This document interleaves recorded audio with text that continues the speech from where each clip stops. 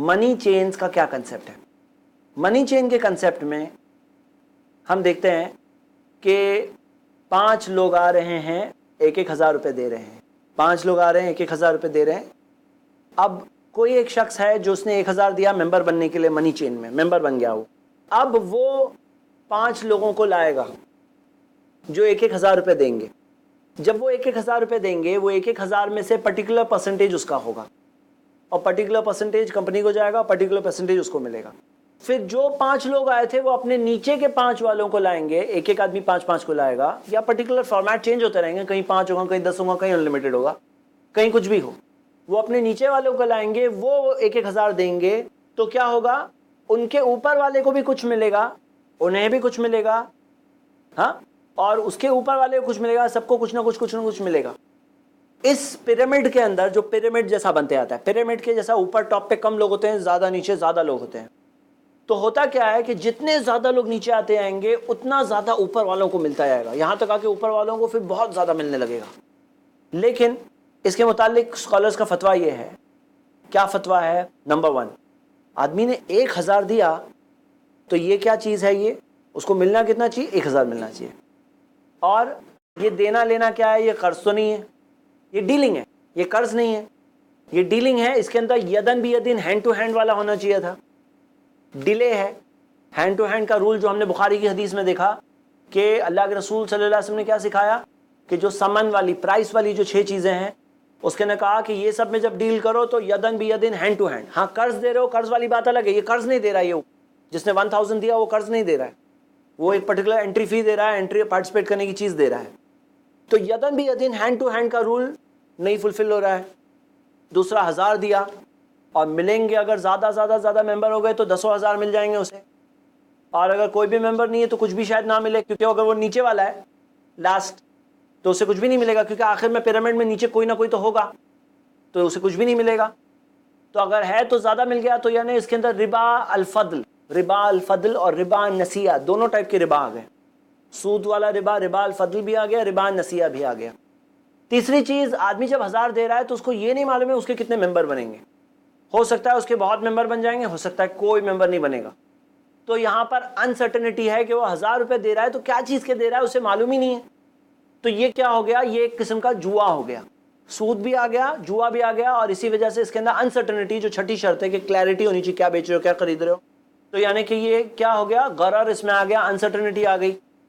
चौथी चीज़ कि इसके अंदर एक धोखा होता है, क्योंकि कोई ना कोई जो लास्ट में होगा उसके साथ में तो बुरा हो रहा है, उसका माल गलत तरीके से खाया जा रहा है। जो अल्लाह ताला ने क्या कहा, या अय्युहल्लज़ीना आमनू, ऐ ईमान वालों, ला ताकुलू अम्वालकुम बैनकुम बिल बातिल, अपने माल को आपस में गलत तरीके से मत खाओ, क्योंकि जो पिरामिड के नीचे होंगे तो लास्ट वालों का माल खाया जा रहा है, ऊपर वाले खा रहे हैं, गलत तरीके से खा रहे हैं, तो गलत तरीके से खाना हो गया।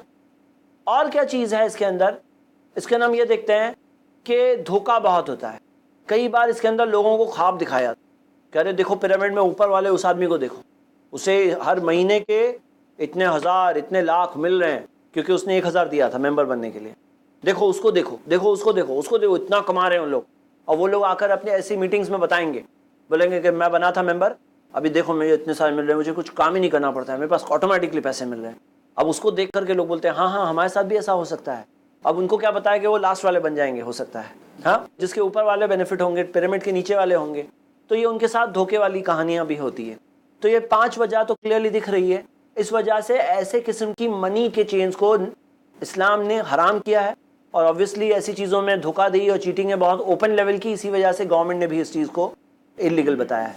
आगे आते हैं हम नेटवर्क मार्केटिंग की तरफ। नेटवर्क मार्केटिंग की जो कई कंपनीज है, तो नेटवर्क मार्केटिंग में हम क्या देखते हैं, हम देखते हैं कि नेटवर्क मार्केटिंग में ऐसा होता है कि ये सेम कंसेप्ट होता है, सिर्फ एक चेंज आ जाता है। चेंज ही आता है कि ऐसी चेंज को तो सब गवर्नमेंट्स ने, जनरली कई गवर्नमेंट्स ने इसे इलीगल बनाया है, उसे अवॉइड कैसा करें। तो इसके लिए वो क्या करते हैं कि एक प्रोडक्ट को लेकर आते हैं, चाहे वो एक प्रोडक्ट हो, चाहे वो कई सारे प्रोडक्ट हो। अब इसके अंदर भी अलग अलग किस्म की होती है, मैं एक जनरल रूल बता रहा हूँ, फिर हम अलग अलग किस्म की देखेंगे, ज़रूरी नहीं है क्या है, हम देखेंगे उसमें आते हैं। तो हम ये देखते हैं कि नेटवर्क मार्केटिंग में कंसेप्ट ये है कि जो 1,000 रुपये वो दे रहा है, तो 1,000 में कुछ प्रोडक्ट लेके आओ, ये 1,000 रुपये, बोले मैं कप बेच रहा हूँ, 1,000 रुपये का कप, कैश डील आपको क्या मना था? मनी फॉर मनी, पैसे के बदले में पैसा मना था। पैसे के बदले में पैसा नहीं, कप है ना, ये कप के लिए ले लो 1000। और जिसका ओवर प्राइसिंग की हुई है ऐसा कोई प्रोडक्ट होगा, या कोई ऐसा कंपोनेंट होगा कि 500 रुपए कैश कंपोनेंट है जो आपको इस चीज में पार्टिसिपेट करने के लिए मिल रहा है और 500 रुपए के प्रोडक्ट मिल रहे हैं, या ऐसा हो रहा है कि ओवर प्राइस प्रोडक्ट है, या कोई ऐसे किस्म का प्रोडक्ट जिसकी कोई आदमी को जरूरत नहीं है, वो चीज की जा रही है, वो कोई इंटरेस्ट नहीं है उसको इंटरेस्ट कंसेप्ट में है। तो वो कंसेप्ट के अंदर जो इंटरेस्ट है और वो उसके अंदर जो पार्टिसिपेट कर रहा है। अब इसके अंदर काबिल गौर कुछ चीजें हैं। मैंने आप लोगों को मनी चेन के बारे में बताया, मैं चाहता हूं आप लोग एनालाइज करो और बताओ, जब प्रोडक्ट आ गया, प्रोडक्ट आने के बाद उसमें से क्या क्या अप्लाई होता है, क्या क्या नहीं अप्लाई होता है। उसमें मैंने क्या कहा था मनी चेन में, मैंने 5 चीजें बताई। नंबर 1 कि इसमें रिबाल फضल आ रहा है, इंक्रीज वाला रिबा आ रहा है, 1000 के बदले में ज्यादा रुपए मिल रहे हैं या जा रहे हैं। दूसरा, रिबान नसीहा, डिले वाला रिबा आ रहा है। तीसरा, इसमें धोखे की बात आ रही है, आदमी को मालूम नहीं है उसको क्या मिलेगा, 1000 रुपए में उसको क्या मिलेगा उसको मालूम नहीं है। नंबर 4, इसके अंदर लोगों का माल गलत तरीके से खाना आ रहा है। और नंबर 5, इसमें डिसेप्शन आ रहा है, क्योंकि ऐसे लोगों को बेवकूफ बहुत बनाया जाता है। आप बताइए कि जब प्रोडक्ट आ जाता है तो प्रोडक्ट आने के बाद क्या एनालिसिस है, वो आप लोग एनालाइज करिए। इसमें एक तो डिसेप्शन है और दूसरा रॉन्ग वे से माल। एक मिनट, एक एक चीज बताइए। डिसेप्शन कैसे है? एट द लास्ट धोखा होने वाला है, मतलब लास्ट जो है उनके साथ धोखा होता ही है। देखिए इसमें क्या है कि लास्ट जो है, तो इसमें भी कोई ना कोई लास्ट होगा, कोई ना कोई लास्ट होगा, ये एक पॉसिबिलिटी है जी। दूसरा रॉन्ग वे से तो माल खाया जा रहा है उनका, जैसे मैंने डिस्क्राइब किया उस चीज के अंदर उनका माल खाया जा रहा है गलत तरीके से, और डिसेप्शन इसमें है। ठीक है, आप देखेंगे नेटवर्क मार्केटिंग कंपनीज में वो लोग जब किसी को मेंबर बनाते हैं, मैंने कुछ सेशंस वगैरह अटेंड किए हैं, शायद आप लोगों ने भी किए होंगे, उसके अंदर क्या करते हैं, प्रोफाइल्स बताते हैं, प्रोफाइल्स ऑफ सक्सेस। बोले फलां को देखो, ये हमारा मेंबर बना था फलां साल में, और देखो ये उसकी याच है, ये उसका घर है, ये उसकी लाइफस्टाइल देखो, देखो कितने ऐशो आराम की ज़िंदगी जी रहे हैं, ये हमारी कंपनी का मेंबर बन गया, अब देखो उसके साथ कितना कुछ है, उसे बैठे बैठे लाखों रुपए की इनकम हर महीने आ रही है। हाँ, तो ये सब बताकर क्या होता है कि आदमी ख्वाब देखने लगता है, बोले हाँ मेरे साथ भी ऐसा होगा, और फिर उसी उम्मीद से वो आता है, लेकिन उसे क्या बताया, हो सकता है उसका कोई डाउनलाइन होगा ही नहीं, उसे कोई डाउनलाइन मिलेगा ही नहीं। और ऐसे बहुत सारे लोग हैं जिनको कुछ नहीं मिलता, तो ऐसे लोग होते हैं। और नेटवर्क के अंदर ऐसा ही है कि पिरामिड मार्केटिंग जिसे कहते हैं, पिरामिड में नीचे की तरफ कोई ना कोई ऐसा होगा ही। तो डिसेप्शन और उसका माल गलत तरीके से खाना, ये एक चीज़ जो इस फॉर्मेट में, जो मैंने डिस्क्राइब किया, इस फॉर्मेट में दिख रही है। आगे बताइए जी, कौन बात करना चाह रहा है कुछ जी? वो प्रोडक्ट की अगर ज़रूरत है, जैसा कोई दवा की कंपनी रहती है या कोई ऐसा चीज़ रहती है जो यानी काम आने की चीज़, वो चीज़ भी ऐसा रहती है। और उसमें कैसा रहता है कि परसेंटेज लोग देते हैं, यानी तुम जैसा 500 की या 1000 की या कोई प्रोडक्ट ले लो, वो तुम खुद भी यूज़ करो, तुम्हारे को बेनिफिट मिले तो ही तुम सामने मार्केटिंग करके दूसरे लोग को लेके आओ। जो लोग लेके आएंगे ना तुम, तो उसमें तुम्हारे को एजेंट जैसा तुम रहेंगे, तुम्हारे को परसेंटेज मिलेगा उसमें। गौर करिए, देखिए एजेंट में और नेटवर्क मार्केटिंग में फ़र्क क्या है। कोई एजेंट है, कस्टमर लेके आता है, उसको कमीशन मिलता है। यहाँ पे शख्स कस्टमर भी है और कमीशन भी ला सकता है। मतलब क्या है, सुनिए,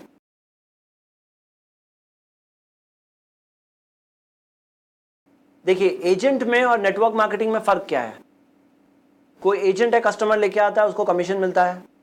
यहाँ पे शख्स कस्टमर भी है और कमीशन भी ला सकता है। मतलब क्या है, सुनिए, एजेंट में और इसमें हम डिस्टिंक्शन करेंगे तो हमें कुछ डिफरेंसेस पता चलेंगे। चलिए बताइए, एजेंट में और नेटवर्क मार्केटिंग में। मिसाल के तौर पर एक प्रोडक्ट है, ये प्रोडक्ट के लिए आप किसी कस्टमर को लाते हो, हाँ, कहते हो कि भाई आपका 50 रुपीज़ का एक कप है, ये कप का मैं कस्टमर को लाऊंगा, मुझे कितना मिलेगा? तो सेलर बोलता है मैं तुम्हें 10 रुपये दूंगा, 10 रुपये दूंगा, 20 रुपये दूंगा, तुम्हें तुम्हारा मार्जिन इतना रहेगा, 10 रुपीज़, 20 रुपीज़, ये तुम्हारा मार्जिन रहेगा। तो 10 रुपीज़ अग्री हुआ, उसने कस्टमर को लाया, आपने उसे 10 रुपीज़ दिया, ये तो सही है ना, बिल इत्तेफाक सही है, इसमें तो कोई हराम चीज़ है ही नहीं। नेटवर्क मार्केटिंग में क्या हो रहा है, ये प्रोडक्ट है, ये 500 रुपये का है, आपने किसी को बेचे। अब आप जब किसी को बेच रहे हैं या किसी को बेच रहे हैं, उसमें वो आ रहा है तो ज़रूरी नहीं इसके लिए आ रहा है, वो आ रहा होगा उसके लॉन्ग टर्म बिजनेस पोटेंशियल के हिसाब से। उसने जो 500 रुपये दिए वो कब के लिए ज़रूरी नहीं दिया है, वो बिजनेस में पार्टिसिपेट करने के लिए कर रहा है। वो एजेंट तो कब खरीदना उसके लिए लाजिम थोड़ी था, तुम खरीदोगे तो ही बेच सकते हो। यहाँ पे तुम खुद खरीदोगे तो ही बेच पाओगे।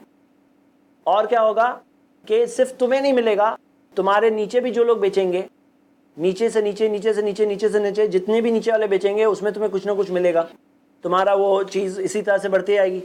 पूरा एक चेन नीचे वाले का स्टार्ट हो रहा है और चेन बनाना मकसद होता है, चेन बनाना मकसद होता है। लास्ट में वो लोग होंगे जिन्होंने कप खरीदा 500 रुपये में और जिन्होंने किसी को पाया ही नहीं बेचने के लिए।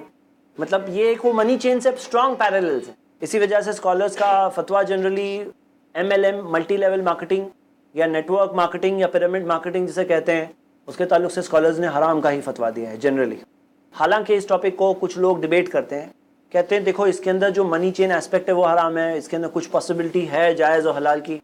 एटलीस्ट इन माई नॉलेज मैं नहीं जानता हूँ कि कोई अभी तक कोई ऐसा फॉर्मेट जो किसी के ताल्लुक से स्कॉलर्स ने कहा है। They get trapped, they want others to get trapped. They get trap, they want others to get trap. इसी वजह से ख्वाब दिखाना इतना होता है। ठीक है, कोई और सवाल यहाँ तक? ओके, तो हमने अल्लाह के बहुत फजल और एहसान से काफ़ी सारी चीज़ें कवर की, कुछ चीज़ें फिर भी रह गई। उनमें से एक है तकाफुल, तकाफुल जिसे कोऑपरेटिव इंश्योरेंस कहते हैं, और उसमें से एक है हायर परचेस। कई लोग जो अपने ऑर्गन सेल करते हैं, तो ये ऑर्गन सेल करना कैसा है? अच्छा, आपके 6 रूल्स के तहत बताओ कौन से रूल से टकरा रहा है? चलो बताओ। कंसेंट, आदमी कंसेंट से दे रहा है, चलो कौन सी 6 में से कौन सी कंडीशन से टकरा रहा है? पोजीशन नहीं है हमको अपनी बॉडी में कोई पोजेशन है ना, मेरे पास पोजेशन है ना, ऑर्गन इसमें हम लोग तो पोजेशन है, हाँ, कुछ और नहीं है। सोचो, ओनर, हमारी बॉडी के हम लोग ओनर नहीं है। ये हमारी बॉडी का ओनर कौन है? अल्लाह है। इसी वजह से कोई शख्स अगर सुइसाइड करे तो वो क्यों जहन्नम में जाएगा? क्योंकि उसकी बॉडी थी ही नहीं, उसको उसकी जान भी थी नहीं, उसको ख़त्म करने का कोई हक ही नहीं था। वो अल्लाह की दी हुई अमानत थी, उसको संभालना चाहिए था। इसी वजह से कोई अपनी बॉडी को नुकसान पहुंचाए सिगरेट वगैरह पीकर, तो उसको क्यों सज़ा भुगतनी पड़ेगी? बोले मेरी बॉडी में कुछ भी करूँ नहीं, क्योंकि वो बॉडी उसकी थी ही नहीं। हाँ, तो बॉडी हमारी है ही नहीं, ओनर होना चाहिए ना। ओनर या ओनर की तरफ से, ना हम ओनर है ना हम ओनर की तरफ से है, ना अल्लाह ने हमें ऑथराइज किया कि जाओ तुम कर सकते हो।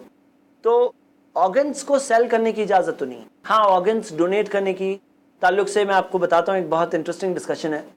देखिए, ऑर्गन्स डोनेशन के अंदर वो ऑर्गन जिसके अंदर कोई नुकसान आदमी को नहीं हो जाएगा खुद, जैसे आदमी ने दिल अपना दे दिया तो वो जिसे फिगरेटिवली कहना अलग बात है, लेकिन रियली ट्रांसप्लांट के अंदर वो बिल्कुल लीथल बात हो जाएगी। तो कोई ऐसी चीज़ जैसे पार्ट्स ऑफ द बॉडी, जैसे कुछ बोले आंखें तो 2 हैं मेरे पास, नहीं, लेकिन ये भी रेंज ऑफ विजन होता है जो अल्लाह ने दिया है। इसके अंदर हम ये देखते हैं कि अगर किडनी देकर आप बचा सकते हो तो जान बचाने की बात है, बचा लो उसकी जान। उसी तरह हम देखते हैं कि कोई ऐसी पार्ट है जिससे कोई नुकसान नहीं पहुंचेगा आदमी को, जैसे ब्लड दे रहे हैं, ब्लड वापस आ जाता है, तो ब्लड देना, डोनेट करना, इसकी भी इजाज़त है। हालांकि ये भी मजबूरी की सिचुएशन में ही अप्लाई होता है। लेकिन ट्रांसप्लांट के ताल्लुक से बहुत अहम बात क्या है ना, कि लिविंग डोनर्स जो देते हैं, ये तो एक बात है, मरने के बाद जो डोनर दे, हाँ, जो डोनर मरने के बाद दे, बोले कि मेरे मरने के बाद मेरी बॉडी में से मेरी किडनीज निकाल लेना, मेरा लिवर निकाल लेना, मेरी आंखें निकाल लेना, फलां फलां को दे देना या किसी को दे देना, तो ये कैसा है? इसके ताल्लुक से हम देखते हैं कि नबी सल्लल्लाहु अलैहि वसल्लम की एक हदीस है, मन कसरा अज़मिल मय्यित का कसरिही हय्या, मुर्दे की हड्डी तोड़ना ऐसा ही है जैसे जिंदे की हड्डी तोड़े। जैसे जिंदा आदमी की हड्डी तोड़े तो कैसी बात है, गुनाह की चीज़ है ना, तो मुर्दे की हड्डी तोड़ना भी ऐसी चीज़ है। इसी वजह से मुर्दों की हड्डी तोड़ने की इजाज़त नहीं है। हाँ, इसी वजह से अगर कोई केस हो जाए जिसके अंदर पोस्टमार्टम आ जाए, तो वो पोस्टमार्टम अवॉइड करने की पूरी कोशिश करना चाहिए। हालांकि ऐसी टेक्नोलॉजी आ चुकी है जिसकी वजह से उन्हें पोस्टमार्टम करने की कोई ज़रूरत नहीं है, उसके किए बगैर भी हो जाएगा। क्या चीज़ के ज़रिए? जो स्कैन्स जो है पर्टिकुलर, उसके ज़रिए उनको जो रिपोर्ट चाहिए ना वो मिल जाएगी। वेस्टर्न कंट्रीज़ में कुछ जगहों पर जूस ने इस चीज़ को इंट्रोड्यूस करने की कोशिश की है। क्यों? क्योंकि जूइश रिलीजन में भी बॉडी को कट करना जायज़ नहीं उनके तहत। बात यहाँ पर यह है कि वो ऑर्गन डोनेट अगर करने जाएंगे तो उसके ना बॉडी को कट ओपन करके ऑर्गन निकालने में कुछ हड्डियाँ टूटने का चांस है ही ऑफ कोर्स, कि कोई हड्डी टूटेगी वो ऑर्गन निकालने के लिए। तो ये अल्लाह के रसूल सल्लल्लाहु अलैहि वसल्लम की हदीस है, किसी ने अगर मुर्दे की हड्डी को तोड़ा तो ऐसा है का कसरी हया, जैसे कि जिंदे की हड्डी को तोड़ दिया। लेकिन मैं आपको बता दूं एक बात, सोचें आप कि मान लीजिए कि कोई शख्स अगर अपनी बॉडी के ऑर्गन्स को डोनेट करे तो वो एक इंसान की बॉडी से कईयों जान बच सकती है। क्योंकि हम देखते हैं कि इंडिया जैसी कंट्री के अंदर क्यों ऑर्गन्स की इतनी शॉर्टेज होती है, क्योंकि यहाँ पे सिर्फ मुस्लिम्स ही नहीं, जो हिंदूज़ भी हैं उनके यहाँ भी ऐसी चीज़ है कि वो लोग बॉडी को कट करना अच्छा नहीं मानते हैं। और इसी वजह से यहाँ पर वो डोनर्स जो, जैसे किडनी के हम देखते हैं कि किडनी के कई सारे लोग हैं, किडनी फेलियर्स के कई सारे लोग, आज मेडिसिन वगैरह के रॉन्ग प्रिस्क्रिप्शन वगैरह होने की वजह से यंग एज में किडनी फेलियर्स वगैरह के कई सारे केसेस हो जाते हैं। और किडनीज का जो यहाँ पे ऑर्गेनाइजेशंस है जिसके अंदर अपना नाम लिखा करके रखो, और नाम लिखा के रखो, उसके अंदर इतनी लंबी लिस्ट है और किडनीज जो आ रही है बहुत कम। वो किडनीज कौन सी, जैसे लावारिस जो लाशें पड़ी मिल गई उसमें से वो लोग किडनीज जो निकाल लेते हैं और वो जो मिलती है, या कोई जो शख्स जो मरने से पहले विल करके आता है कि मेरी बॉडी के मैं पार्ट्स ये डोनेट कर रहा हूँ, हाँ, तो वो अपने पार्ट्स डोनेट करके जो लोग मरते हैं, तो वो जो लोग हैं उनकी जो किडनीज आती है बहुत कम आती है। लेकिन वही चीज़ अगर वेस्टर्न कंट्रीज में देखेंगे तो बहुत सारी आती है, क्योंकि वहाँ पे लोग ऐसी वसीयतें वगैरह करके आते हैं, विल करके आते हैं कि मेरे मरने के बाद, क्योंकि इतने पर्टिकुलर आवर्स के अंदर बॉडी में से निकाल सकते हैं वो ऑर्गन्स पर्टिकुलर आवर्स में। हम अगर इस चीज़ के बारे में देखें कि एक नुकसान ज़रूर है, लेकिन इतनी सारी जानें बचने का चांस है कि अगर एक शख्स अगर अपनी बॉडी के पार्ट्स जो ऑर्गन्स डोनेट करे, तो एक किडनी एक इंसान में गई तो एक जान बच गई, एक किडनी दूसरे इंसान में गई तो दूसरी जान बच गई, तो उसके फला फला पार्ट चले गए, और कितने सारे ऐसे पार्ट्स हैं जिससे जानें बचती है। तो कितनी सारी जानें बच सकती है वो एक आदमी के उस चीज़ को डोनेट करने से। एनीवे ये बात अंडर डिस्कशन है और कुछ स्कॉलर्स के फतवे है, तो लेकिन फिर भी ये बात अभी तक बिल्कुल हम लोग ओपनली नहीं बोल सकते हैं। तो मैं इंशाल्लाह किसी दिन मेरे पास कोई अच्छा फतवा हो तो मैं इस बात को बोलूँगा। लेकिन मैं आपको बताऊँ कि आप खुद सोचो, मैंने खुद अपनी वालदा को कई साल तक किडनी फेलियर से तड़प तड़प के आखिर में मरते देखा, और यही बात है हकीकत के ट्रांसप्लांट के ज़रिए इतनी जानें बच सकती है। तो हड्डी टूटना ये एक चीज़ है, नुकसानदेह यकीनन है, लेकिन कितनी जानें बचना, अगर जीते जी को आदमी की हड्डी तोड़े ताकि इतनी सारी जानें बच जाएँ, तो वो भी एक बात है जो अगर देखें, अगर कुरान के अंदर हदीस में जो रूल मिलता है अखफ़ुद्दररैन, दो नुकसानों में छोटा नुकसान, दो नुकसान है, नुकसान दोनों में, लेकिन छोटा नुकसान किस चीज़ में है। तो एक नुकसान उठा करके बड़े नुकसानों से अगर बच सकते हैं तो शरीयत ने उस चीज़ की इजाज़त दी है। एनीवे ये बात हम देख रहे हैं ऑर्गन्स के ताल्लुक से, लेकिन सेल करने की इजाज़त नहीं, क्योंकि हम लोग ओनर नहीं है। हाँ, तो हम इसी के साथ ये मसले को ख़त्म करते हैं। नाजरीन, ये था एक छोटा सिलसिला जिसमें हमने तिजारत के इस्लामी उसूल के मुतालिक कुछ बुनियादी उसूलों को एक इंट्रोडक्टरी तौर पर देखा। हमने कई सारे मसाइल, कई सारे कंटेम्प्रेरी इशूज़, कई सारे हलाल अल्टरनेटिव्स, ये सब देखें। अब सवाल ये है कि इन उसूलों को जिन्हें हमने सीखा है इस प्रोग्राम के ज़रिए, हम अपनी रियल लाइफ में कैसे अप्लाई करते हैं, और इन चीज़ों को सीखने के बाद इन चीज़ों की बुनियाद पर आगे की ज़िंदगी में जो और हमें सीखना है और इल्म हासिल करना है, उस इल्म के रास्ते पर हम कितना चलते हैं। ज़रूरी बात यह है कि इस्लामिक इकॉनमी जो एक इंटरेस्ट फ्री इकॉनमी है, जिससे सिर्फ मुस्लिम्स नहीं बल्कि सारे इंसानों के लिए खैर और भलाइयाँ हैं, जिसमें जुल्म से नजात है, जिसमें हम देखते हैं भाईचारगी एक इंसान की दूसरे इंसान के साथ बाकी रहती है, जिसमें हम देखते हैं कि वेस्टेड इंटरेस्ट बाकी मजलूम लोगों का फ़ायदा नहीं उठाते, जिसमें बहुत सारी गलत चीज़ें आम है, वो सारी गलत चीज़ों से बच जाता है एक आम इंसान। तो हम सब के लिए ज़रूरी है कि हम इन चीज़ों को स्टडी करें, इन चीज़ों के ताल्लुक से तहकीक करें, और जो सही और हक बात है, जो सच्ची बात है, जो सारे इंसानों के लिए और इंसानियत के लिए भलाई वाली बात है, वो बातों को हमें प्रैक्टिकल तौर पर अपनी लाइफ में, अपनी सोसाइटी में, अपनी कंट्री में, अपनी कम्युनिटीज़ में लाना चाहिए। ये एक अपील है जो मैं आप सबके सामने रखता हूँ, और इसी अपील के साथ हम इस प्रोग्राम की इस एपिसोड को ख़त्म करते हैं। अल्लाह ताला से दुआ है कि जो तमाम चीज़ें हमने सीखी, अल्लाह ताला हम सबको उन चीज़ों को समझने और उस पर अमल करने की तौफीक दे। आमीन। वाखिर दावाना अनिल हम्दुलिल्लाहि रब्बिल आलमीन।